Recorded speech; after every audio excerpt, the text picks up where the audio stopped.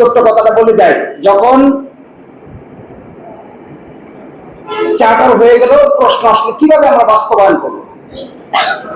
Meeting বিরতি দিয়ে দিচ্ছে ঐকমত্য কমিশনের মিটিং বিরতি, কারো মাথা থেকে কোনো বুদ্ধি নাই।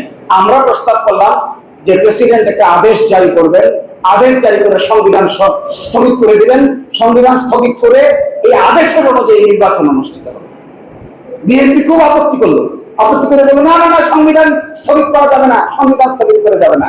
মিটিং বিরতি হয়ে গেল, মাঝখানের বিরতি, খাবারের বিরতি, 3:30 পর্যন্ত মিটিং বিরতি। আজকালকার mister home minister Salahuddin Ahmed, তিনি পাশে ঐকমত্য কমিশনের যেখানে মিটিং হয়েছে তার পাশে একটা গ্লাস ঘেরা রুম আছে, ওখানে গিয়ে বসে বসে চিন্তা করে রাস্তা বাইর করার চেষ্টা করলেন। আমার হাত দিয়ে ডাকতেছে, আসো এদিকে আসো। গেলাম, কয়েকটা বুদ্ধি পাইছি। বসের সাথে ফোন দিছে, আমরা বলে বাইরে দাঁড়াও, আমি বাইরে দাঁড়াইছি। বসের সাথে আমি কি আলাপ করি, তোমার দ্বারা ঠিক হবে না, এটা সিক্রেট ব্যাপার।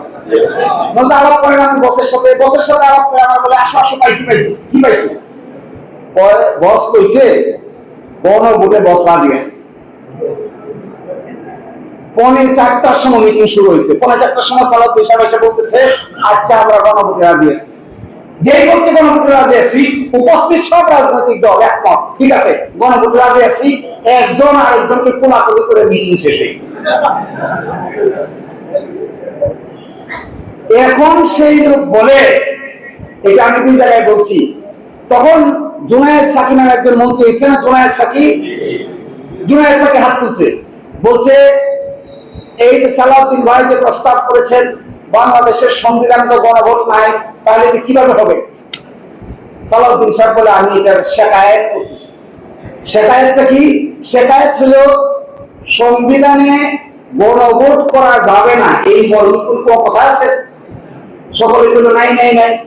ঐকমত্য কমিশনের আলিয়া সাহেব খুঁজে আছে নাই, আমরাও খুঁজে আছে নাই, উনিও খুঁজে আছে নাই নাই নাই। তো যেহেতু সংবিধানে কোনো বাধা নাই, তাহলে গণভোট করতে কোনো আপত্তি নাই। এখন কি করে? আমার মনে হয় কি কয় জনগণে, এটা 2টা ঘটনা দেখলে বোঝা যাবে। একটা ঘটনা হলো ঢাকা স্টেডিয়ামে তিনি ক্রিকেট খেলা দেখতে গিয়েছেন।